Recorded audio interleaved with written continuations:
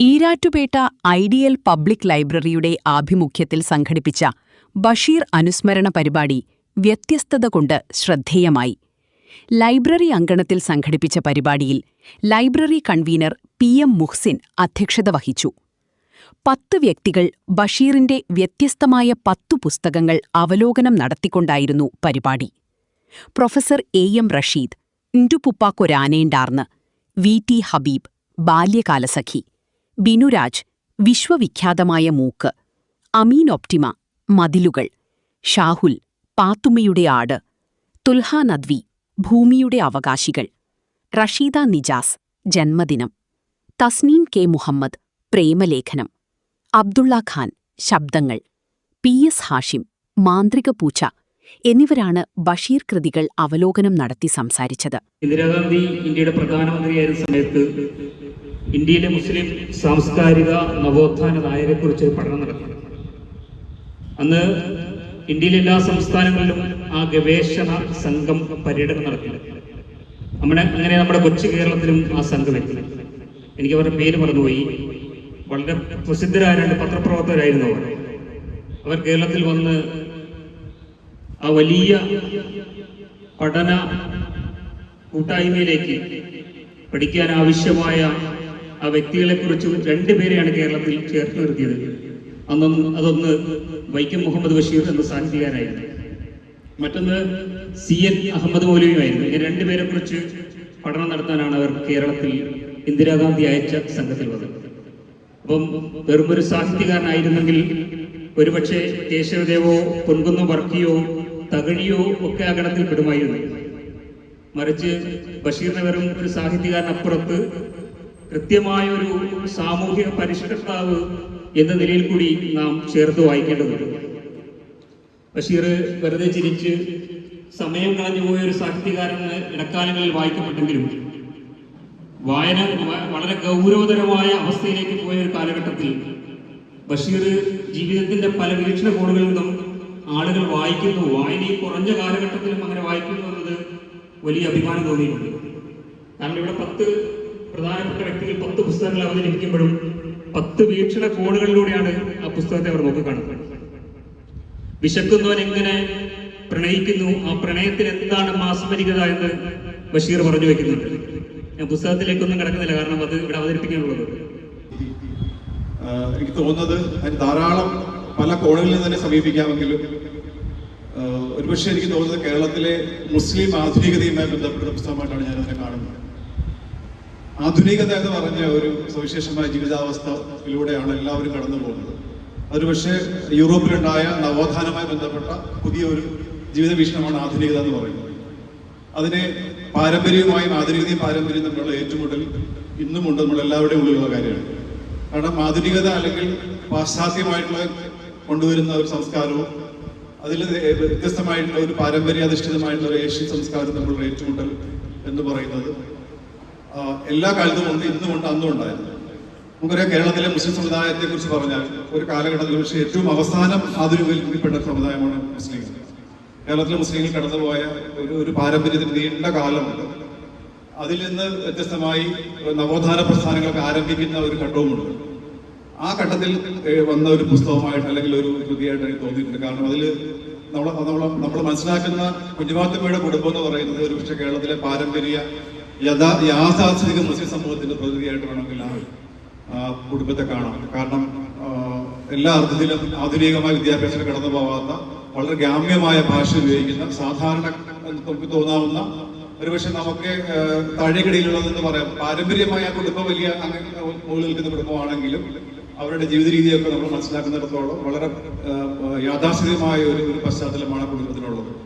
അങ്ങനെ കടന്നു പോകുന്ന ഒരു കുടുംബം, ആ കുടുംബത്തിലെ ഒരു 14 വയസ്സുള്ള പെൺകുട്ടി, ആ പെൺകുട്ടിയുടെ ജീവിത കാഴ്ചപ്പാടുകൾ അവർ കടന്നു പോകുന്ന ഒരു സവിശേഷമായ ഒരു അവസ്ഥയുണ്ട്. വലിയ പാരമ്പര്യം ഉണ്ടായിരുന്ന, സമ്പത്തുണ്ടായിരുന്ന ഒരു കുടുംബത്തിൽ പിറന്ന ഒരു ഉമ്മയുടെ മകൾ, പക്ഷെ എല്ലാം നഷ്ടപ്പെട്ടു പോകുമ്പോഴും പഴയ കാലത്തെ കുറിച്ച് പറഞ്ഞുകൊണ്ടേയിരിക്കുന്ന, എൻ്റെ വാപ്പാക്ക് ആന ഉണ്ടായിരുന്നു എന്ന് പറയുന്ന നഷ്ടപ്പെട്ടു പോയ കാലത്തെ കുറിച്ച് നിരന്തരം പറഞ്ഞുകൊണ്ടേയിരിക്കുന്ന, അതിന്റെ ഓർമ്മകൾ ജീവിക്കുന്ന ഒരു ഉമ്മ അല്ലെങ്കിൽ ഒരു ഉമ്മയാണ് ഈ കുഞ്ഞുമാത്തമ്മയുടെ ഉമ്മ എന്ന് പറയുന്നത്. അങ്ങനെ ഏതെങ്കിലും പ്രിപ്പറേഷനോട് കൂടി കുറേ നാൾ ഇങ്ങനെ കാത്തിരുന്ന് എഴുതുന്ന ഒരു സംഗീതമായിരുന്നു. പെട്ടെന്നുണ്ടാകുന്ന ഒരു വൈകാരികതയിൽ ഒരു കൃതി അങ്ങ് എഴുതുക. ആ കൃതി എന്ന് പറയുന്നത് വലിയൊരു നോവലൊന്നുമല്ല, ഒരു ചെറിയ നീണ്ട കഥയായിരിക്കും. നമ്മൾ നോവലായിട്ട് വ്യാഖ്യാനിക്കുന്നത് മാത്രമേ. സുഹറയും മജീദുമാണ് ബാല്യകാല സഖിയിലെ നായികന്മാർ. എനിക്ക് തോന്നുന്നു വൈക്കം മുഹമ്മദ് ബഷീർ എന്ന് കേൾക്കുമ്പോഴേ ആൾക്കാർക്ക് ഓർമ്മ വരുന്ന രണ്ട് പേരുകളാണ് സുഹറയും മജീദും. രണ്ട് പേർ വ്യത്യസ്ത പശ്ചാത്തലത്തിലുള്ള രണ്ട് കുട്ടികൾ. അവർ ജനിച്ച് വളർന്ന് ഏറ്റവും കുഞ്ഞു കുട്ടിയായി വളർന്ന് പിന്നെ അവർ പതുക്കെ കൗമാരത്തിലേക്ക് കിടക്കുന്നു, പിന്നെ യൗവനത്തിലേക്ക് കിടക്കുന്നു, പിന്നെ ജീവിതത്തിന് തീക്ഷ്ണതയിലേക്ക് കിടക്കുന്നു, അവസാനം വേർപിരിയുന്നു, വീണ്ടും ഒന്നിക്കുന്നു, അവസാനം വല്ലാത്ത അവസ്ഥയിൽ എത്തിയിരുന്നു. ഇത് ജീവിതത്തിൻ്റെ വല്ലാത്ത ഒരവസ്ഥയെ മുഴുവൻ പ്രതിനിധാനം ചെയ്യുന്ന ഇങ്ങനെ ഒരു കൃതി മറ്റൊന്നുമില്ല. കാരണം തുടക്കം മുതൽ അവതരിപ്പിക്കുകയാണ്. ഈ രണ്ട് വ്യത്യസ്ത പശ്ചാത്തലത്തിലുള്ള രണ്ട് കുട്ടികൾ, അവർ പണക്കാരും അതേസമയം പാവപ്പെട്ടവരും. ഇവരുടെ ഹൃദയങ്ങളിൽ ഒരിക്കലും പാവപ്പെട്ടവരുമില്ല, പണക്കാരനുമില്ല. സുഹറയും മജീദുമില്ല. അവരങ്ങനെ വളർന്നു വരുന്നു. അവരങ്ങനെ അവരുടെ പിണക്കം നിങ്ങൾക്ക് ഏറ്റവും ഇഷ്ടം ആർക്കാന്ന് ചോദിക്കുമ്പോൾ മജീദ് പറയുന്നുണ്ട്, എനിക്ക് ഏറ്റവും ഇഷ്ടം ഒരു രാജകുമാരിയാണ്. അപ്പോൾ സുഹറ തെറ്റിദ്ധരിക്കുന്നുണ്ട്, അത് മറ്റാരെയാ കുറിച്ച് പറയുന്നത്. ഇത് വിറക് പിറക്കാൻ പോകുന്ന സമയത്ത്, കുഞ്ഞായിരിക്കുമ്പോഴുള്ള സമയത്താണ്. അവസാനം ഈ വിറക് പിറക്കാതെ എടുത്തു കൊടുക്കാതെ വരുമ്പോൾ അത് ഇത് എടുത്തു തരാൻ വേണ്ടി മജീദ് പറയുമ്പോൾ അത് രാജകുമാരനെ കൊണ്ട് എടുപ്പീര് എന്നുള്ള ഇതുപോലെ ചില ഭാഷാ ശൈലികളും ഈ പറയുന്ന കൃതി ഏറ്റവും കൂടുതൽ രസകരമാക്കി മാറ്റുന്നു.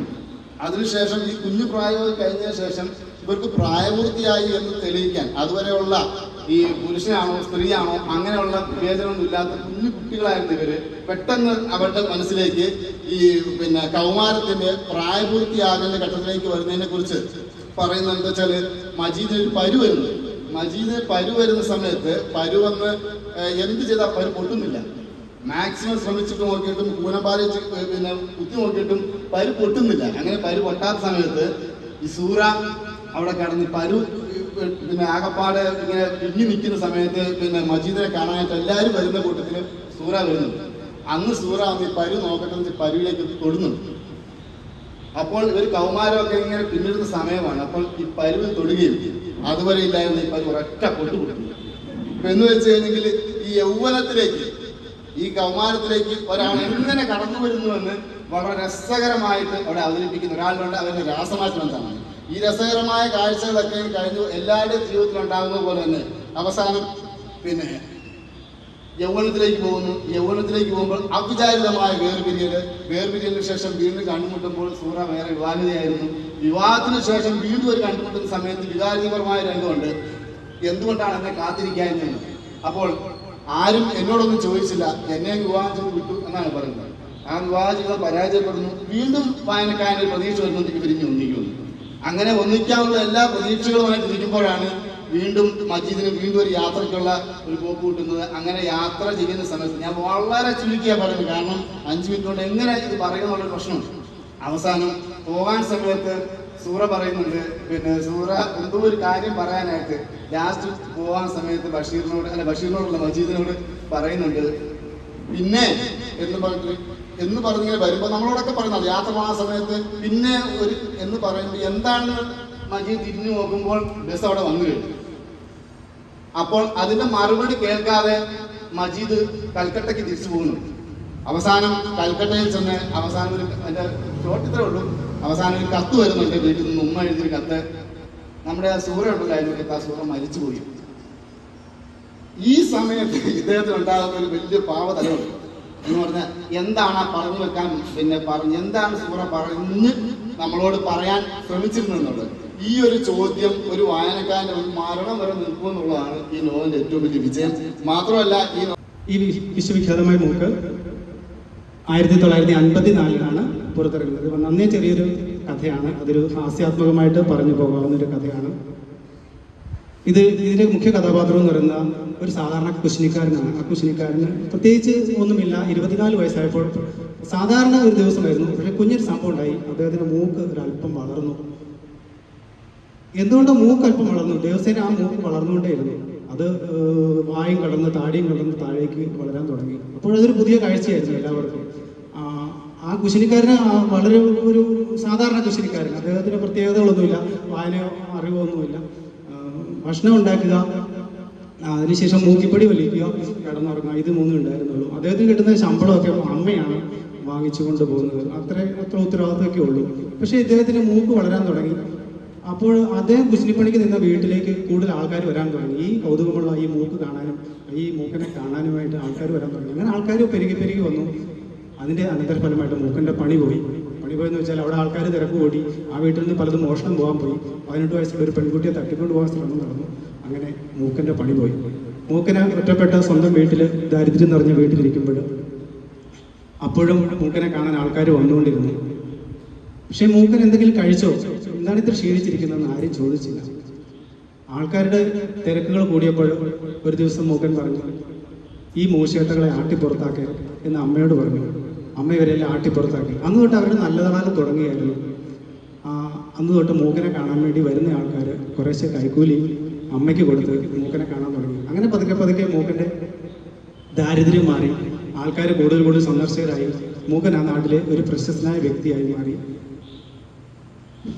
ദിവസങ്ങൾ കടന്നുപോകെ പുള്ളിക്ക് ഈ മൂക്കൻ എന്ന് പറയുന്ന ആളുടെ പേര് പറയുന്നില്ല, മൂക്കൻ എന്നാണ് പറയുന്നത്. അദ്ദേഹത്തിന്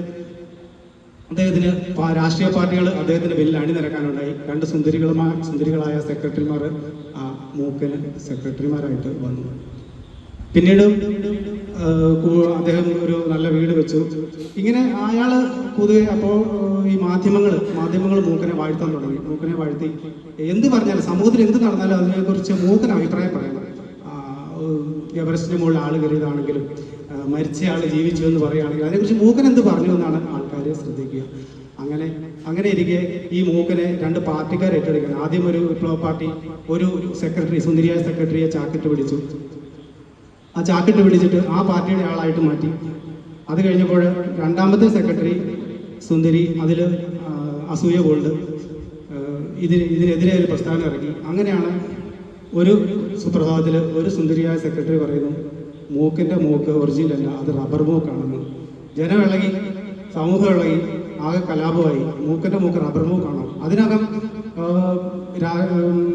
രാജ്യത്തിൻ്റെ പ്രധാനമന്ത്രിയും പ്രസിഡന്റും എല്ലാം ഇദ്ദേഹത്തിന് മൂക്കിന് പല മൂക്കശ്രീ അവാർഡും രത്നഖചിതമായ ഇതുമൊക്കെ കൊടുക്കുന്നുണ്ട്. അദ്ദേഹത്തിന് സമ്മാനങ്ങളൊക്കെ കൊടുക്കുന്നുണ്ട്. അങ്ങനെ വളരെ പ്രസിദ്ധനായിട്ടിരിക്കുമ്പോഴാണ് ആൾക്കാരെല്ലാം വഞ്ചിച്ചുകൊണ്ട് മൂക്കിൻ്റെ മൂക്ക് റബ്ബർ മൂക്കാണെന്ന് പറയുന്നത്. ആകെ ജനം ഇളകി, കലാപമായി. അങ്ങനെ ഒരു ദിവസം പ്രസിഡന്റ് പ്രഖ്യാപിക്കുകയാണ്, മൂക്കിൻ്റെ മൂക്ക് റബ്ബറാണോ ഒറിജിനലാണോ എന്ന് ടെസ്റ്റിംഗ് കഴിഞ്ഞിട്ട്. ആൾക്കാർ കൂടി, മാധ്യമങ്ങൾ കൂടി, എല്ലാവരുമായി മൂക്കിൻ്റെ ഒരു 2 എക്സ്പേർട്ടൈസ് വന്നു. അവർ വന്ന് ഒരാൾ വന്ന് മൂക്കിൻ്റെ മൂക്ക് അടച്ചു പിടിച്ചു. ഒരു മൂക്ക് അടച്ചു പിടിച്ചപ്പോൾ മൂക്കൻ വാ തുറന്നു. അപ്പോൾ മൂക്ക് ഒറിജിനലാണെന്ന് മനസ്സിലായി. 2ാമത്തെ ആൾ വന്ന് മൂക്കിൻ്റെ അറ്റത്ത് ഒരു മുട്ടസൂചി കൊണ്ട് കുത്തി. ഇപ്പോൾ ഒരു തുള്ളി ചോര പൊടിഞ്ഞു. അങ്ങനെ മൂക്കിൻ്റെ മൂക്ക് റബ്ബറല്ല, ഒറിജിനലാണെന്ന് മനസ്സിലായി. അതിനുശേഷം ഈ ഇരു പാർട്ടികൾ, അദ്ദേഹത്തെ ഏറ്റെടുത്ത 2 പാർട്ടികൾ, അദ്ദേഹത്തിന് വേണ്ടി അവകാശവാദം ഉന്നയിച്ച 2 പാർട്ടികളും ഇതേ തമ്മിൽ കലഹിക്കുകയും അതൊരു വലിയ കലാപമായിട്ട് പടരുകയും ചെയ്യുന്ന സമയത്താണ് ഈ കഥ അവസാനിക്കുന്നത്.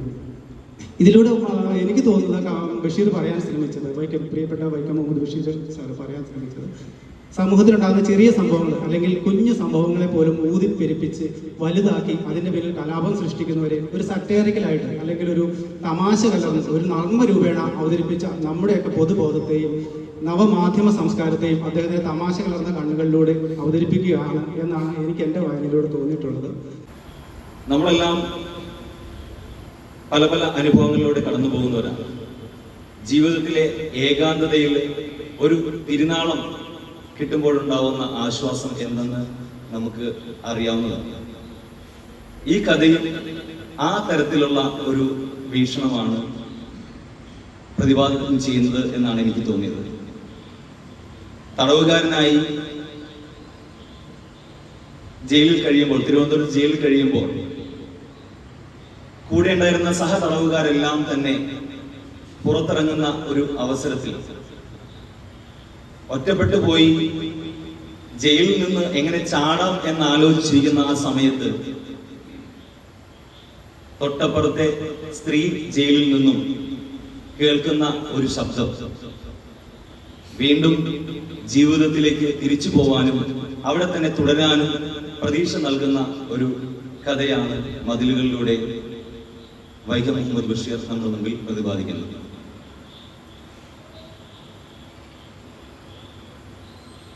നമുക്കെല്ലാവർക്കും അറിയാം, ഈ മതിലുകൾ എന്ന ഈ കൃതി 2 പേരുകളിലൂടെയാണ് എല്ലാവരുടെയും മനസ്സിലേക്ക് കയറിയിരിക്കുന്നത്. ഒന്ന് നാരായണിയും മറ്റൊന്ന് ബഷീറും തന്നെയാണ്. പല കഥകളിലും ബഷീറിന്റെ ആത്മകഥാംശമുള്ള രചനകൾ തന്നെയാണെങ്കിലും ഇതിൽ ബഷീർ തന്നെയാണ് കഥാപാത്രമായി മാറുന്നത്. രസകരമായ ഒരു കാര്യം ഞാൻ ശ്രദ്ധിച്ചത്, ഇപ്പൊ നമ്മുടെ തൊട്ടു മുമ്പ് ഹബീബ് സാർ പറഞ്ഞ ബാല്യകാല സഖിയിൽ ആ ഒരു 2 മജീദിന്റെയും സുഹറയുടെയും ജീവിതം തുടക്കം മുതൽ അവസാനം വരെയും പറയുന്ന രീതിയിലാണ് ആ കഥ മുന്നോട്ട് പോകുന്നതെങ്കിൽ ഇതിൽ വളരെ വ്യത്യസ്തമായ ഒരു സംഭവമാണ്. ഞാൻ നേരത്തെ പറഞ്ഞതുപോലെ നാരായണിയും ബഷീറുമാണ് ഇതിലെ കഥാപാത്രങ്ങൾ നമ്മുടെ മനസ്സിലേക്ക് വരുന്നതെങ്കിൽ അവർ പ്രത്യക്ഷപ്പെടുന്നത് ഈ കഥയുടെ ഏറ്റവും അവസാന ഘട്ടത്തിൽ മാത്രമാണ്.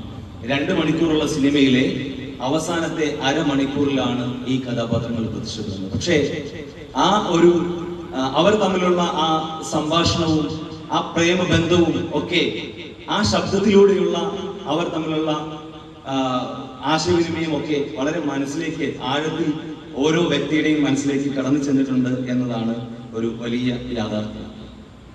ഈ കഥയ്ക്ക് ആദ്യം പേര് നൽകിയിരുന്നത് സ്ത്രീയുടെ ഗന്ധം അല്ലെങ്കിൽ പെണ്ണിന്റെ മണം എന്നാണ്.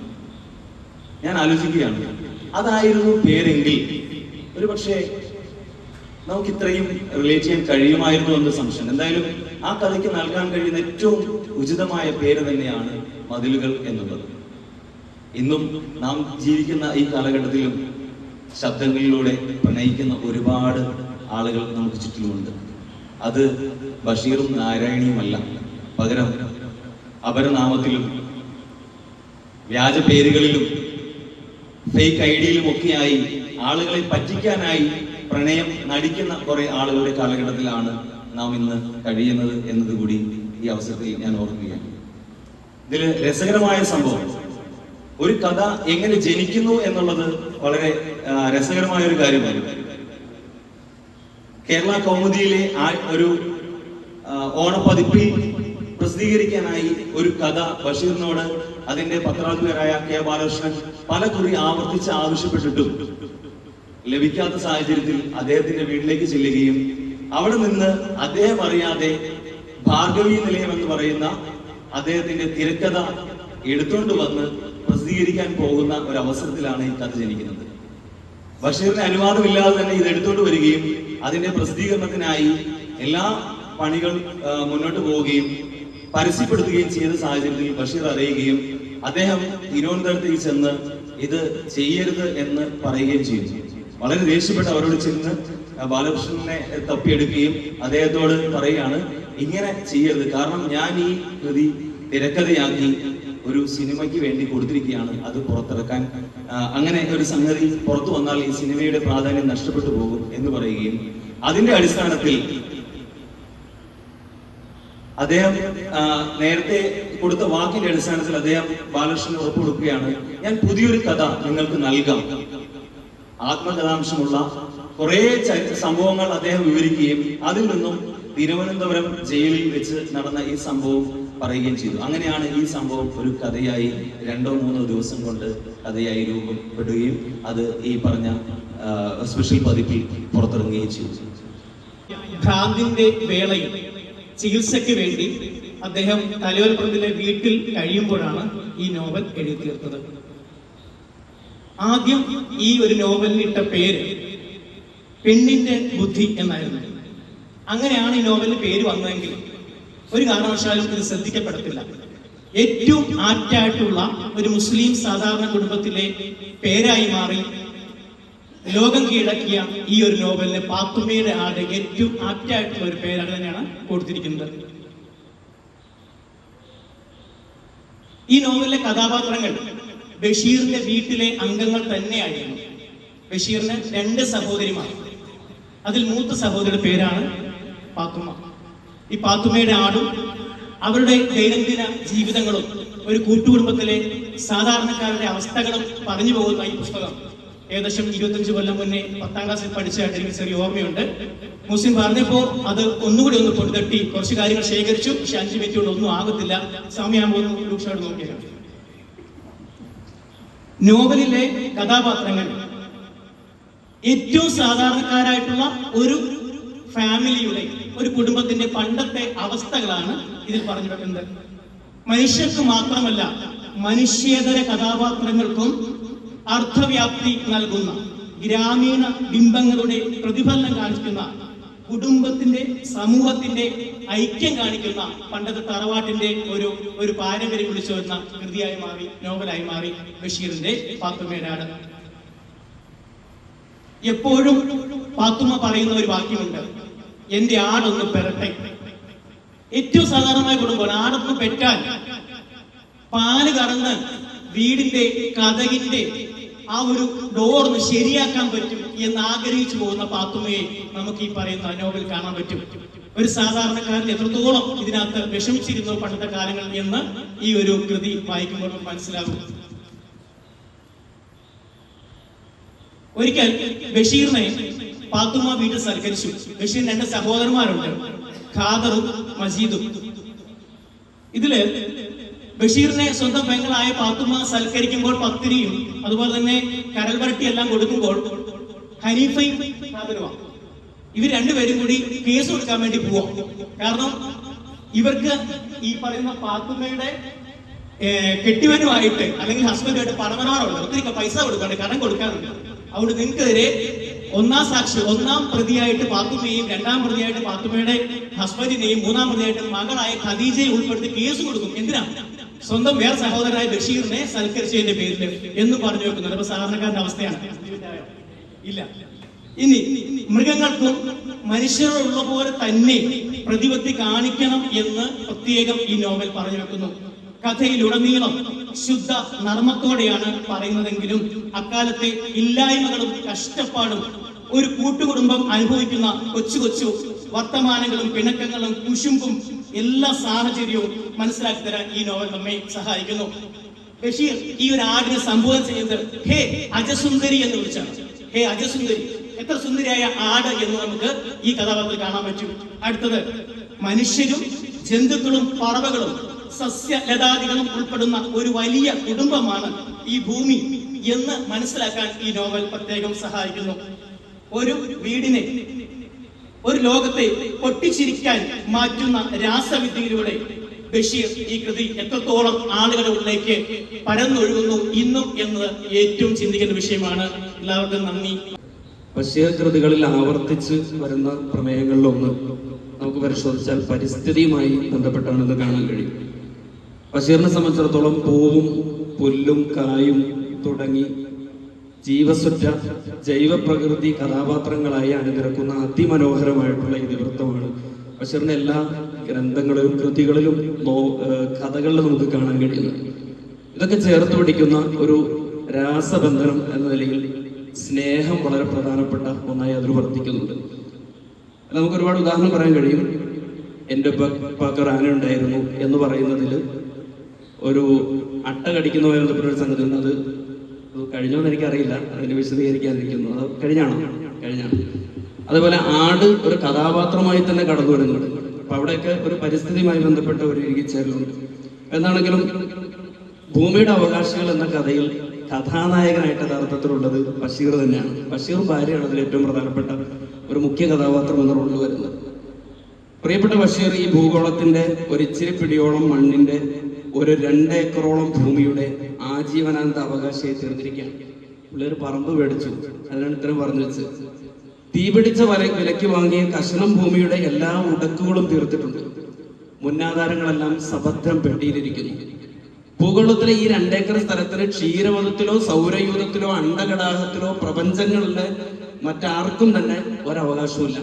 വലിയ തുക മുടക്കി നൂലാമാലകളൊക്കെ പരിഹരിച്ച് പ്രപഞ്ചങ്ങളിൽ മറ്റാരും തന്നെ ഈ 2 ഏക്കർ സ്ഥലത്തിന് അവകാശികളെ ഇല്ല എന്ന ഗവൺമെന്റിന്റെ ഉറപ്പിന്മേൽ ഞാനും എൻ്റെ ഭാര്യയും അവിടെ താമസം തുടങ്ങി. അതിമനോഹരമായി ആ താമസം തുടങ്ങുന്ന ബഷീർ അവിടെ അവതരിപ്പിക്കുന്നു. അതുപോലെ തന്നെ ഒരാശയക്കുഴപ്പത്തിന്റെ ജീവിതശൈലിയാണ് യഥാർത്ഥത്തിൽ അദ്ദേഹം ഈ കഥയിലൂടെ അവതരിപ്പിക്കുന്നത്. സംഭവം 2 ഏക്കർ തെങ്ങും പറമ്പാണ്. തെങ്ങ് മാത്രമല്ല, തേങ്ങയെ കുറിച്ചാണ്. തേങ്ങയാണ് അദ്ദേഹത്തിന്റെ അതിൽ പ്രധാനപ്പെട്ട ഒരു പ്രമേയമായി വരുന്നത്. ബഷീറും കുടുംബവും ജീവിക്കുന്നത് തന്നെ തേങ്ങ വിറ്റ് കിട്ടുന്ന ക്യാഷ് കൊണ്ടാണ്. അങ്ങനെ ആ പറമ്പിന്റെ ആജീവനാന്ത അവകാശി എന്ന നിലയിൽ തന്റെ സ്വൈര ജീവിതം ബഷീർ വെച്ചടി മുന്നോട്ട് കൊണ്ടുപോയിക്കൊണ്ടിരിക്കുമ്പോഴാണ് തീറാധാരങ്ങളെയും മുള്ളുവേലുകളെയും ഷാൻ എന്ന അദ്ദേഹത്തിന്റെ നായയെയും ഗവൺമെന്റിന്റെ ഉറപ്പിനെയും പ്രപഞ്ചത്തിൽ മറ്റാരെയും മാനിക്കാത്ത ഒരു കൂട്ടം അവകാശികൾ വലിഞ്ഞു കയറി അദ്ദേഹത്തിന്റെ വീട്ടിലേക്ക് വരുന്നത്. പാറ്റ, പല്ലി, പാമ്പ്, കീരി, കുറുക്കൻ, എറലാടൻ, നേറിയൻ, പൂങ്ങ, പഴുതാരൻ, അങ്ങനെ ഒരുപാട് പേർ അവിടെ ക്ഷണിക്കപ്പെടാത്ത അതിഥികളായി രംഗപ്രവേശനം ചെയ്തു. ഇതെല്ലാം അദ്ദേഹം ഇങ്ങനെ വായിക്കാൻ ഭയങ്കര രസമാണ്. കുറെ ജീവികളുടെ പേര്. ഒരിക്കൽ ഭാര്യ അടുക്കളയിൽ നിന്ന് പുക കണ്ട് ചുവന്ന കണ്ണുകളോടെ ഓടി വന്നു. നായി കുരയ്ക്കുകയും കോഴികൾ കൊക്കുകയും പക്ഷികൾ കൂട്ടത്തോടെ ചിലക്കുകയും ചെയ്യുന്നത് കേട്ടല്ലോ, വല്ല പാമ്പോ ചേരയുമായിരുന്നു. ബഷീർ ശാന്തനായി നൽകുന്ന മറുപടി, സഖാവ് മൂർഖൻ. സഖാക്കന്മാർ ശ്രമിക്കുക. കേട്ടപാടെ ഭാര്യ ചോദിച്ചു, എന്നിട്ട് അടിച്ചു കൊന്നില്ലേ? ബഷീർ പറഞ്ഞു, ഇല്ല, ഭവാനിയെ പോലെ ഈശ്വര സൃഷ്ടി. വല്ലാത്തൊരു വാക്കാണ്. അദ്ദേഹം പറയുന്ന വാക്കുകൾ രസകരമാണ്. അതും ജീവിക്കട്ടെ, ഈ ഭൂഗോളത്തിന്റെ അവകാശിയാണ്. അപ്പൊ ഭാര്യ പറയാണ്, അത് കൊള്ളാം, നമ്മുടെ കുട്ടികൾ ഓടി നടക്കുന്ന സ്ഥലമാണ്, നമ്മുടെ പറമ്പിൽ വരുമ്പോ ഇനി കണ്ട അടിച്ചു വന്നേക്കണം. അതിന് ബഷീർ നൽകുന്ന ഒരു മറുപടി ഉണ്ട്. ഒരുപക്ഷെ അത്രത്തോളം പ്രപഞ്ചത്തോടും പരിസ്ഥിതിയോടും ഇഴുകിച്ചേർന്ന ഒരു മനുഷ്യന് മാത്രമേ ഇത് പറയാൻ കഴിയൂ. അദ്ദേഹം പറയുന്നത്, കൊല്ലണമെന്ന് വേഗം പറയാം, കൊല്ലുകയും ചെയ്യാം, ജീവൻ കൊടുത്ത് സൃഷ്ടിക്കാൻ നിൽക്കുന്നു. ബഷീർ അല്ലാതെ ഇങ്ങനെ ആലോചിക്കുന്നുണ്ട്, ഇതെന്തൊരു അന്യായമാണ്, ഏതൊരു അവകാശം മാതിരിയാണ് ഇവറ്റകളൊക്കെ ഇങ്ങോട്ട് കയറി വരുന്നത്. പക്ഷെ ഈശ്വര സൃഷ്ടികൾ എന്ന് പറഞ്ഞിട്ട് ബഷീർ അതിനെ ഒന്നും തൊടാതെ വെറുതെ ജീവിക്കാൻ അനുവദിക്കുന്നുണ്ട്. പക്ഷെ ഭാര്യ ഇവയെല്ലാം ഒരനധികൃത കുടിയേറ്റക്കാരാണ് എന്ന അർത്ഥത്തിൽ തന്നെ കാണുകയും ബഷീറിനേക്കാൾ കൂടുതൽ കുറച്ചുകൂടെ ബഷീറിന്റെ ഭാഷ പറഞ്ഞാൽ മൃഗീയ രീതിയിലാണ് അവരുടെ പെരുമാറ്റം. ഒരിക്കൽ വരിക്കപ്ലാവിന് പഴുത്തു കിടക്കുന്ന ചക്ക മറ്റു ജീവികൾ തിന്നു തീർക്കുന്നു എന്ന് പറഞ്ഞിട്ട് ഒരു ചെറിയ പരാതിയുമായി ബഷീറിന്റെ ഭാര്യ ബഷീറിന്റെ അടുത്തെത്തി. അപ്പൊ അദ്ദേഹം പറഞ്ഞു, അവയിൽ അവയ്ക്കും അവകാശമുണ്ട്. അപ്പൊ ഭാര്യ വെച്ചു, ഞാനെന്ന് ചോദിച്ചാൽ മുഷിയുമോ? ബഷീർ വളരെയധികം സന്തോഷത്തോടു കൂടി പറഞ്ഞു, ലവലേശം മുഷിയില്ല, കാച്ചിക്കോ എന്ന് പറഞ്ഞു അടിച്ചു വിട്ടു. അപ്പൊ അതിന് ഭാര്യ പറഞ്ഞത് ഇങ്ങനെയാണ്, പിന്നെ എന്നാലേ ഭവാനെ പോലെയുള്ള ആളുകൾ കുഞ്ഞുങ്ങളും മക്കളും ഭാര്യയും ഒക്കെ ആയി കഴിയാതെ കാട്ടിൽ വല്ല ഗുഹയിലും പോയി തുണിയും കോണാനുമില്ലാതെ അനങ്ങാതിരുന്ന് തപസ് ചെയ്യുന്നതായിരിക്കും നല്ലത്. ബഷീറിന്റെ അതിരസകരമായിട്ടുള്ള ബഷീറിന്റെ ഭാര്യയുടെ വർത്തമാനമാണ്. മറ്റൊരിക്കൽ ഭാര്യ പറയുന്നുണ്ട്, ചുമ്മാ കൊതുകിനെയും പാമ്പിനെ പറ്റി ചിന്തിക്കാൻ നമ്മുടെ പറമ്പും വീടൊക്കെ നന്നാക്കി ഒന്ന് ജീവിച്ചുകൂടെ? ചോനലുറുമ്പിനെ തീ വെച്ച് നശിപ്പിക്കാൻ നോക്കിയപ്പോൾ എന്നെ വിലക്കി. ഇപ്പോൾ അവ വീട്ടിന്റെ ഉള്ളിൽ കയറി വന്നിരിക്കുകയാണ്. ചിതലുകൾ വീടിന്റെ മോന്തായും തിന്നു തീർത്തു, അതുകൊണ്ട് ഉറുമ്പിനെയും ചിതലിനെയും കൊല്ലണം, ഭാര്യ പറഞ്ഞു. അപ്പൊ ബഷീർ പറഞ്ഞ ഒറ്റ വാക്ക്, ഹിംസ എനിക്ക് വയ്യ, നമ്മെ ഉപദ്രവിക്കുന്നവരെ നമ്മളും ഉപദ്രവിക്കണമെന്നാണ് ഭാര്യ. ബഷീർ അതിനോട് തികഞ്ഞ വിയോജിപ്പ് പ്രകടിപ്പിച്ചിട്ട് പറഞ്ഞു, അത് വേണ്ട, ദൈവം തമ്പുരാൻ എന്തു പറയും? സ്നേഹത്തോടെ പെരുമാറുക. എനിക്ക് ഈ പ്രപഞ്ചങ്ങളെയെല്ലാം സ്നേഹത്തോടെ ആലിംഗനം ചെയ്യാൻ തോന്നുന്നു. പ്രപഞ്ചങ്ങളെ മുഴുവൻ ഒരുമിച്ച് കൂട്ടി ആലിംഗനം ചെയ്യാൻ ആഗ്രഹിച്ച ഒരേ ഒരു വ്യക്തിപ്രഭാവം ദാർശനികനായ ബഷീർ മാത്രമായിരിക്കും. ഞാനും മക്കളും മറ്റുമാണ് പ്രപഞ്ചമെന്ന് വിചാരിച്ചാൽ മതി, മുഷിയരുത് എന്ന് ഭാര്യ പറയുമ്പോ അത്രയ്ക്ക് ചെറുതാവാൻ വയ്യ. ഒന്ന് ആലോചിച്ച് നോക്കിയാൽ, അത്രയ്ക്ക് ചെറുതാവാൻ വയ്യ. ബഷീർ എവിടത്തിട്ടാണോ കൊട്ടുകൊടുക്കുന്നത്? നമ്മുടെ സ്വാർത്ഥ താല്പര്യങ്ങളെയും സ്വാർത്ഥ ജീവിത ചിന്താരീതികളെയും ബഷീർ ഒരൊറ്റ കുഞ്ഞുവാക്കിൽ അവതരിപ്പിക്കാൻ. ഇവർ തമ്മിലുള്ള സംഭാഷണങ്ങൾ ഈ ഭൂമിയുടെ അവകാശികളെന്ന് കൊച്ചു കഥയിൽ നോക്കിയാൽ ഇതിനേക്കാൾ ഭംഗിയുള്ളതായി പുസ്തകം വായിക്കുന്ന ആൾക്ക് ഒരുപക്ഷെ അതിമനോഹരമായിട്ട് രസിക്കാൻ കഴിയും.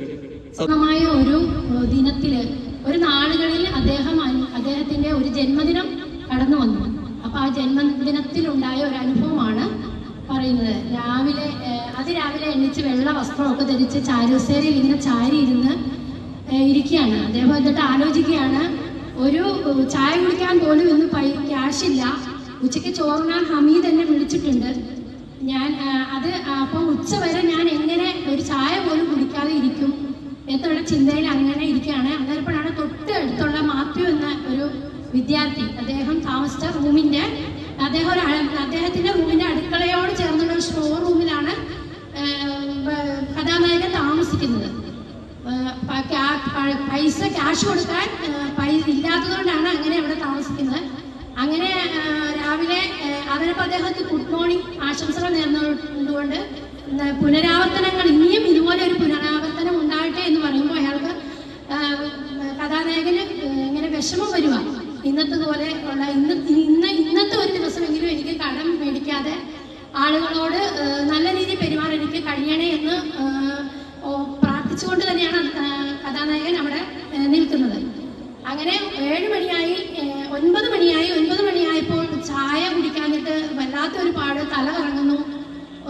അത് കഴിഞ്ഞ് റോഡിലോട്ട് ഇറങ്ങി ഹോട്ടൽ ഉടമ ദുർമുഖത്തോടെ ഉള്ളിലേക്ക് വലിഞ്ഞു. അവിടുത്തെ ജോലിക്കാരൻ പറയുന്നുണ്ട് ക്യാഷ് കൊടുക്കാതെ ചായ കൊടുക്കരുത് എന്ന് പറഞ്ഞു. അങ്ങനെ അവിടെ ഇരുന്നപ്പോൾ മിസ്റ്റർ പി എന്ന ഒരു പഴയ പത്രാധിപര് ഇവർ ഇങ്ങനെ സംസാരിച്ചു കൊണ്ടിരിക്കുന്ന പഴയ കാര്യങ്ങൾ, സാഹിത്യവും രാഷ്ട്രീയ കാര്യങ്ങളൊക്കെ സംസാരിച്ചു കൊണ്ടിരുന്നപ്പോൾ അദ്ദേഹം പറഞ്ഞു ഒരു ചായ കുടിക്കണമായിരുന്നു എന്ന് പറഞ്ഞ് അടുത്ത പയ്യനെ വിട്ട് ഒരു ചായ മേടിക്കാൻ കൊടുക്കുക. അപ്പം കഥാനായകന് സന്തോഷം തോന്നി, ഒരു ചായ എനിക്ക് കിട്ടുമല്ലോ എന്ന് പറഞ്ഞുള്ള സന്തോഷത്തിൽ ഇരിക്കുമ്പോൾ ചായ കൊണ്ടുവന്ന് കൊടുത്തിട്ട് വേണോ എന്ന് ചോദിക്കുന്നു. അപ്പോൾ വേണ്ട എന്ന് പറഞ്ഞ് ഷൂവിൻ്റെ ലേസ് കൂട്ടാനെന്ന മാതിരി കുഞ്ഞിരിക്കുക. ആ മുഖത്തെ ഭാവം കാണണ്ടല്ലോ എന്നോർത്ത് അങ്ങനെ ഇരുന്ന്, അങ്ങനെ കഴിഞ്ഞപ്പം ഒരു മെതിയടി വിൽക്കാൻ വേണ്ടി 2 പേരിങ്ങനെ വരികയാണ്.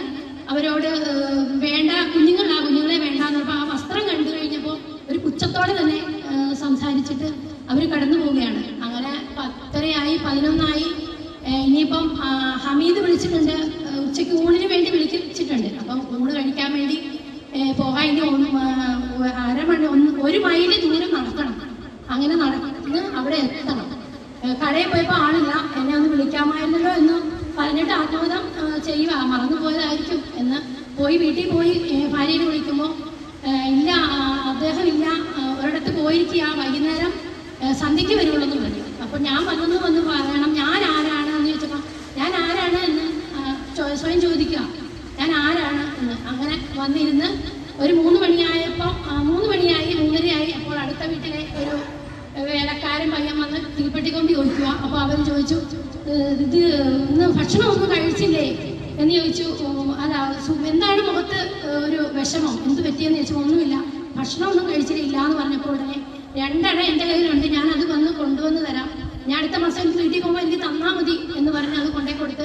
ആ സമയത്താണ് സഖാവ് ഗംഗാധരൻ എന്ന് പറയുന്ന ആൾ, അദ്ദേഹം അവിടെ വരികയും അദ്ദേഹം ഒരു പാർട്ടി പ്രസ്ഥാനത്തിന് വിപ്ലവ ഇതാണ്, അന്നത്തെ ഒരു സമരത്തിന് വേണ്ടി പോവുകയാണ്.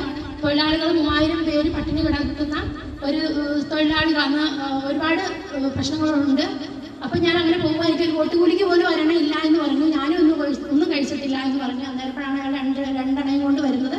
ആ 2 അണയും കൊണ്ട് വന്ന് പെട്ടെന്ന് ദോശയും ചായയും ഒരു ബീഡിയും മേടിച്ച് അതിൻ്റെ പകുതി ദോശ ഇദ്ദേഹത്തിന് കൊടുത്ത് പിന്നെ അങ്ങനെ ഇരുന്നു. രാത്രി 9-9:30 വിശന്നുകൊണ്ട് ഭയങ്കരമായിട്ട് അതിൻ്റെ ഇടയ്ക്ക് കുറേ സംഭവങ്ങളൊക്കെ ഉണ്ട്, അത് ഒത്തിരി സമയമില്ലാത്തതുകൊണ്ട് പറയുന്നില്ല.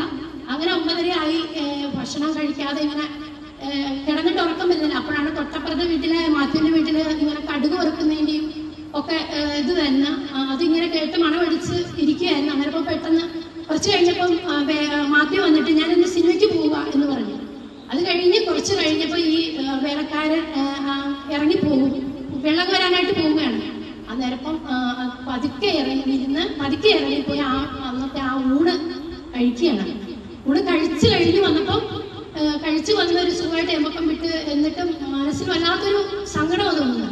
അപ്പോഴും ഓർക്കാം ഇനി എന്താണ്, നാളെ വരുന്നത് വരട്ടെ എന്ന് ചിന്തിച്ചിരിക്കുമ്പോഴാണ് മാത്യു വരുന്നത്. മാത്യു വന്ന് എന്താ ഇന്ന് വിശക്കുന്നില്ല എന്ന് ചോദിച്ചപ്പോൾ നിൽക്കുമ്പോഴും അന്ന് അദ്ദേഹം നർമ്മ സന്ദർഭങ്ങളിലൂടെയും അല്ലെങ്കിൽ ചിരി പടർത്തുന്ന എഴുത്തിലൂടെയും വരികളിലൂടെയും ചോദ്യങ്ങളിലൂടെയും ഒക്കെ ഈ സമൂഹത്തിന് നേരെ ഉതിർത്ത കുറച്ച് ചോദ്യങ്ങൾ ഇന്ന് 2026-ലും ഈ 84 വർഷങ്ങൾക്ക് ഇപ്പുറം നമ്മൾ അതിന്റെ ഉത്തരം തേടിക്കൊണ്ടിരിക്കുകയാണ്.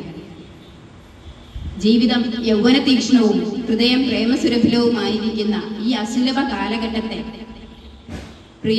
എൻ്റെ പ്രിയ സുഹൃത്ത് എങ്ങനെ വിനിയോഗിക്കുന്നു? ഞാനാണെങ്കിലോ ഈ എൻ്റെ ജീവിതത്തിലെ ഓരോ നിമിഷവും സാറാമ്മയോടുള്ള പ്രേമത്താൽ കഴിയുകയാണ് എന്ന് പറഞ്ഞു തുടങ്ങുന്ന ഒരു കത്ത് മലയാള സാഹിത്യത്തിലേക്ക് അല്ലെങ്കിൽ ഈ സമൂഹത്തിലേക്ക് എറിയുന്ന കുറച്ച് ചോദ്യങ്ങളുണ്ട്. അതിനെ തുടർന്ന് വരുന്ന സന്ദർഭങ്ങൾ. കേശവൻ നായരുടെയും സാറാമ്മയുടെയും പ്രണയം പറയുന്ന പ്രേമലേഖനം. അഭ്യസ്ത വിദ്യയായിട്ടുള്ള ഒരു പെൺകുട്ടിയാണ് സാറാമ്മ. അതില് ഒരു സുഹൃത്ത് തൻ്റെ തൊഴിലിന് വേണ്ടിയിട്ട് അല്ലെങ്കിൽ ഒരു ജോലിക്ക് വേണ്ടിയിട്ട് അവളുടെ ആഗ്രഹവും അല്ലെങ്കിൽ ഏറ്റവും നല്ല രീതിയിൽ ഒരു സ്വന്തം കാലിൽ ഒരു സ്ത്രീ ജീവിക്കണം അല്ലെങ്കിൽ നിൽക്കണം, അവൾക്ക് സ്വന്തമായ ഒരു വരുമാനം വേണം എന്നുള്ള ഒരു ആവശ്യം ഉയർത്തുന്ന രീതിയിലുള്ള ജീവിത സന്ദർഭങ്ങളും കഥാസന്ദർഭങ്ങളുമാണ് നമ്മൾ അതിൽ കാണുന്നത് കൂടുതലും. അതിനേക്കാളൊക്കെ ഉപരി നമ്മൾ ചിന്തിപ്പിക്കുന്ന കാര്യം എന്ന് പറയുന്നത് മിശ്ര വിവാഹത്തിനെ കുറിച്ചുള്ള ഒരു കാഴ്ചപ്പാട്.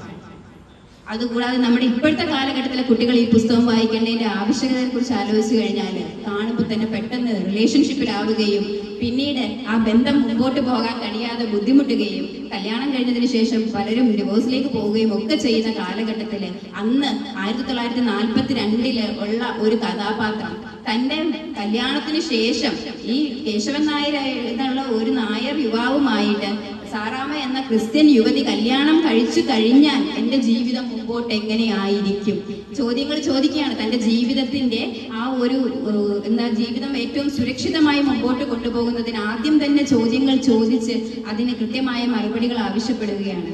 ഞാൻ എങ്ങനെ ജീവിക്കണം, അതുപോലെ നമ്മൾക്ക് മക്കൾ ഉണ്ടാവുമ്പോൾ അവരെങ്ങനെ എന്ത് പേരവർക്കിടണം എന്ന് ചോദിക്കുന്നു. എൻ്റെ സ്വാതന്ത്ര്യത്തെ ഹനിക്കുമോ എന്നുള്ള ഒരു സംശയം അവിടെ ആ ചോദ്യത്തിൽ ഉയരുകയാണ്.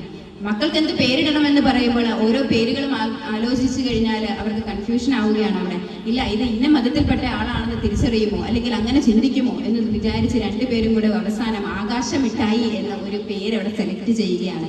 നമ്മൾ ഓരോരുത്തരും അത് വായിക്കുമ്പോൾ ഒരു ചിരി ഉള്ളിൽ ഉണ്ടെങ്കിൽ പോലും അവിടെയും ചിന്ത വരികയാണ് അല്ലെ, അതിൽ ആകാശമിഠായി എന്ന ഒരു പേര്. അതിനോടൊപ്പം എന്തായിരിക്കണം, സഖാവ് ആകാശമിഠായി എന്നൊന്ന് അവിടെ പരാമർശിച്ചിട്ട് പറയുകയാണ്. അപ്പോൾ സഖാവാണോ എന്ന് ചോദിക്കുന്നത്. അല്ല, എന്ത് രാഷ്ട്രീയം വേണമെന്ന് അവൻ തീരുമാനിക്കട്ടെ അല്ലെങ്കിൽ അവൾ തീരുമാനിക്കട്ടെ. അവൻ എന്നാണ് അതിനകത്ത് പറയുന്നത്, തീരുമാനിക്കട്ടെ എന്ന് പറയുന്നു. അതുപോലെ ഏത് മതം വേണമെന്നുള്ളത് അവർ ജനിച്ചതിന് ശേഷം നമുക്ക് എല്ലാ മതങ്ങളെ കുറിച്ച് പറഞ്ഞു കൊടുക്കാം അല്ലെ, അവരറിയട്ടെ, അതിനുശേഷം അവർ തിരഞ്ഞെടുക്കട്ടെ ഏത് മതം വേണമെന്നുള്ളത്. ഒന്ന് ആലോചിച്ച് നോക്കിക്കേ, ആ കാലഘട്ടത്തിൽ പറയുന്ന കാര്യം. ഇനി ജനിക്കാൻ പോകുന്ന തലമുറയുടെ വ്യക്തി സ്വാതന്ത്ര്യം പോലും അവർക്ക് വിട്ടുകൊടുത്തുകൊണ്ട് മാതാപിതാക്കൾക്ക് പോലും അതിനകത്ത് അങ്ങനെ കൈകടത്താതെ ഓരോ വ്യക്തികളെയും ഓരോ കുഞ്ഞിനെയും ഒരു വ്യക്തിയായി കണ്ടുകൊണ്ട് എത്ര മനോഹരമായിട്ടുള്ള കാഴ്ചപ്പാടാണ് അവിടെ എഴുതിയിരിക്കുന്നത്.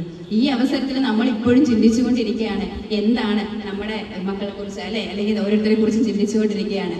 ഏറ്റവും വളരെ വിമർശനാത്മകമായ രീതിയിലാണ് അതില് പലരും കടന്നു വരുന്നത്.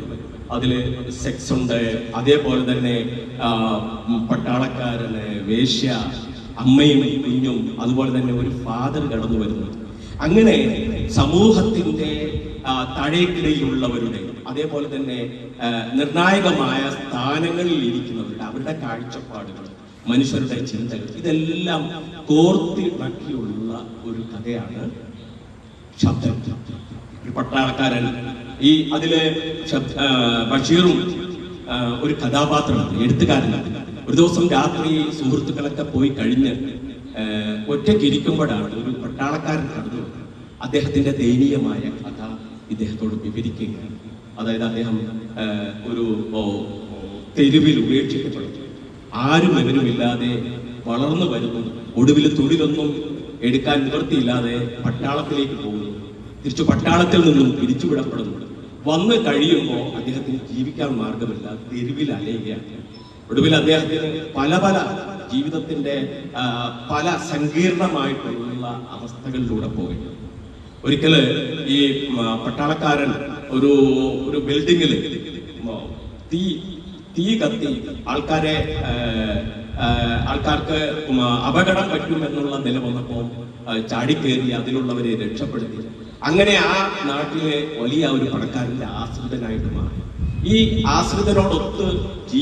ആശ്രിതനായിട്ട് ജീവിക്കുമ്പോഴാണ് അദ്ദേഹം തെരുവിലൂടെ പോയിക്കൊണ്ടിരുന്ന ഒരു സ്ത്രീയെ കണ്ട് അതിൽ ആകർഷിതനാകുന്നു. ആ സ്ത്രീയുമായിട്ട് ബന്ധം സ്ഥാപിക്കുന്നു. ഒടുവിലാണ് അദ്ദേഹം അവിടെയും പരാജയപ്പെടുക. അത് തിരിച്ചറിയുന്നു, കാരണം ഒരു ആൺവേശിയായിരുന്നു. പക്ഷെ അതിൽ നിന്നും അദ്ദേഹം കിട്ടിയത് എന്താണ്? പട്ടാളത്തിൽ സാധാരണഗതിയിൽ അന്നത്തെ കാലഘട്ടത്തിൽ സിഫിലിസ്, ഗൊണോറിയ, ഇത്തരത്തിലുള്ള രോഗം ഒരു സ്ഥിരമായിട്ടുള്ള കാഴ്ചയാണ്. പക്ഷേ ആ സിഫിലിസ് അദ്ദേഹത്തിനെ പിടിച്ചില്ല. പക്ഷെ ഈ ആൺവേശിയുമായിട്ടുള്ള ബന്ധം അദ്ദേഹം ഗൊണോറിയ എന്ന് പറഞ്ഞ വലിയ ഒരു മുഖ്യ രോഗവും പിടിച്ചു.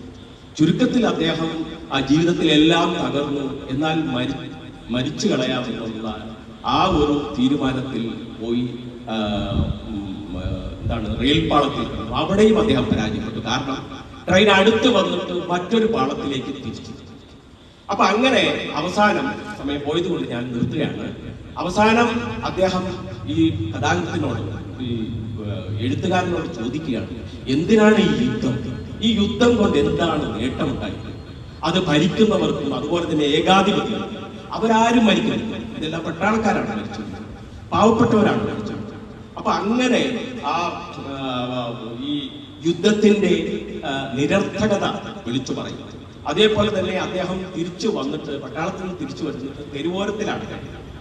ഒരിക്കല് ഒരു അമ്മയും കുഞ്ഞുമായിട്ട് കിടന്ന് അതിനടുത്ത് കിടന്ന് ഉറങ്ങി. അമ്മ ഈ കുഞ്ഞിന്റെ അമ്മ അവരുടെ ജോലിക്കായിട്ട് പോയി. വേശ്യാവൃത്തിയാണ് തൊഴിൽ. അവര് പോയി തിരിച്ചു വരുമ്പോ ഇദ്ദേഹം അപഹരിക്കുന്നത് പോലെ തോന്നി ആ കുഞ്ഞിനെ. സത്യത്തില് ഒരു കുഞ്ഞിനെ ഒരു ഉറുമ്പ് കടിച്ചപ്പോ അതിൽ നിന്നും രക്ഷപ്പെടുത്താൻ വേണ്ടിയാണ് കയ്യിൽ. അപ്പൊ അങ്ങനെ ഒത്തിരി കഥകൾ പറയുന്നതാണ്, തെരുവോരങ്ങളുടെ കഥകൾ പറയുന്നത്. ഒത്തിരി സംഭവ ബഹുലമായ ഒരു കഥ പറയുന്ന ഒരു കൃതിയാണ് ശബ്ദങ്ങൾ. ഒടുവില് കഥാകൃത്തിനോട് ചോദിക്കുന്നുണ്ട്, ഞാൻ ഇനി എന്ത് ചെയ്യണം? എനിക്ക് മരിക്കാൻ സാധിച്ചില്ല. എൻ്റെ പ്രണയിനി, അതിലും ഞാൻ പരാജയപ്പെട്ടു. എൻ്റെ ജീവിതത്തിൽ എനിക്ക് ആരുമില്ല. ജീവിതത്തിൽ പറയാനോ ചോദിക്കാനോ പറയാനോ തിരിച്ചു പോകാനോ ഒന്നും. അപ്പോഴാണ് അവിടെ പുതിയ ഒരു പ്രതീക്ഷ നൽകുന്നത്. പക്ഷി, നീ ലോകത്തേക്ക് ഇറങ്ങി വാ, ലോകം വിശാലമാണ്. നിനക്കിതില് നമുക്കിനി അടുത്ത ഒരു അധ്യായം തുടങ്ങാം. നിനക്ക് ബാക്കി ചിന്തകളെയൊക്കെ മാറ്റിവെച്ച് നല്ല ഒരു പുതിയ യുഗത്തിലേക്ക് പ്രവേശിക്കാം. അങ്ങനെ കഥയിലൂടെ മനുഷ്യരുടെ വിശ്വാസങ്ങളും ഭയങ്ങളും സാമൂഹിക കപടതകളും തുറന്നു കാട്ടുന്നു. കഥയിലെ മാന്ത്രിക പൂച്ച വെറും പൂച്ച എന്നതിനേക്കാൾ ഉപരി സമൂഹത്തിൽ നിലനിൽക്കുന്ന ചില അബദ്ധധാരണകളുടെയും മനുഷ്യരുടെ മനോഭാവങ്ങളുടെയും പ്രതീകമായിട്ടാണ് വിലയിരുത്തപ്പെടുന്നത്. എല്ലാത്തിനും ആത്മാവുണ്ട്. രോഗാണുക്കൾ, പുല്ല്, ചെടികൾ, വൃക്ഷങ്ങൾ, ഈച്ച, കൊതുക്, മൂട്ട, പാമ്പ്, എലി, കുറുക്കൻ, പശു, പട്ടി, പന്നി, മത്സ്യങ്ങൾ, മറ്റു ജലജീവികൾ. അപ്പോൾ ഒരാത്മാവ് മറ്റൊരാത്മാവിനെ തിന്നുന്നത് ശരിയാണോ? ഈ ആശയം ഹിന്ദുക്കൾ ഭൂരിപക്ഷത്തിനും ഇഷ്ടമാവുകയില്ലെന്നും പാർസികൾ, യഹൂദർ, ക്രിസ്ത്യാനികൾ, മുസൽമാന്മാർ, സിഖുകാർ എന്നിവയ്ക്ക് തീരെ പിടിക്കുകയില്ലെന്നും ബഷീർ പറഞ്ഞു വയ്ക്കുന്നു. ബഷീറിൻ്റെ മോളുടെ അമ്മച്ചിയും സൗഭാഗ്യവതികളായ രാജല, ഖദീജ ദേവി, സൗമിനി ദേവിയുടെയും ബഷീറിൻ്റെ 5.5 വയസ്സായ ഷാഹിനെയും അവൾക്ക് കൂട്ടായി കൊണ്ടുവന്ന പൂച്ചക്കുട്ടിയും മുഖ്യ കഥാപാത്രങ്ങളാകുന്ന ഈ കഥയിൽ പൂച്ചക്കുട്ടിക്ക് പേരിടുന്നതിൻ്റെ സാഹചര്യം എത്ര തന്മയത്വത്തോടുകൂടി സുന്ദരമായി വശ്യമായിട്ടാണ് അദ്ദേഹം വിവരിക്കുന്നത്. മാളു, സൗമ്യ, മൃളാലിനി, തിലോത്തമ, സരസ്വതി, ഇന്ദിര തുടങ്ങിയ പേരുകൾ രാജല നിർദ്ദേശിക്കുമ്പോൾ പരിഭവം കലർന്ന ശബ്ദത്തിൽ സൗഭാഗ്യവതി ഖദീജ ബീവി പറയുന്നു, ഹിന്ദുക്കളുടെ പേരിടാൻ ഞാൻ സമ്മതിക്കൂല. കുറെ കൂടി ഉച്ചത്തിൽ ഖദീജ ബീവി പറയുകയാണ്, എൻ്റെ വീട്ടിലുണ്ടായ പൂച്ചക്കുട്ടിയാണ്. 4 ഉണ്ടായിട്ട് 3 കുറുക്കൻ കൊണ്ടുപോയി ഞാൻ പുന്നാരിച്ചു വളർത്തിയതാണ്. ഇസ്ലാമിൻ്റെ പേരിടണം. വീണ്ടും ഖദീജ ബീവി പറയുന്നു, അല്ലാഹ് ഒന്നും വരാതിരിക്കട്ടെ, ഇപ്പോൾ ഈ പൂച്ചക്കുട്ടി മരിച്ചാൽ റൂഹ് എവിടെ പോകും? മരണാനന്തരം കാഫിർ പൂച്ചയുടെ ആത്മാവ് എവിടെ പോകുമെന്നാണ് ചോദ്യം. അതുകൊണ്ട് സുബർഗത്തിൽ പോണോ എങ്കിൽ ഇസ്ലാം പേരിടണം. അങ്ങനെ കൗസുക്കുട്ടി എന്ന പേര് വീഴുന്ന പൂച്ചക്കുട്ടിയുടെ ജീവിതത്തിലെ രസകരവും ആശ്ചര്യങ്ങളും അത്ഭുതങ്ങളും കലർന്ന മുഹൂർത്തങ്ങളാണ് കൗസക്കുട്ടിയെ ഒരു മാന്ത്രിക പൂച്ചയാക്കുന്നത്. ബഷീർ പറയുന്നു, കൗസക്കുട്ടിയുടെ വരവോടെ ബഷീറിൻ്റെ വീട്ടിലെ പെണ്ണുങ്ങളുടെ എണ്ണം പെരുത്തുപോയി. അദ്ദേഹം അതിൽ പരിഭവിക്കുന്നു. വൈറ്റ് ലഗോൺ പൂവന്റെ ഭാര്യമാരായിട്ടുള്ള 17 പിടക്കോഴികൾ, 4 പെൺപശുക്കൾ, ഒരു പെൺപട്ടി, മോളുടെ അമ്മച്ചി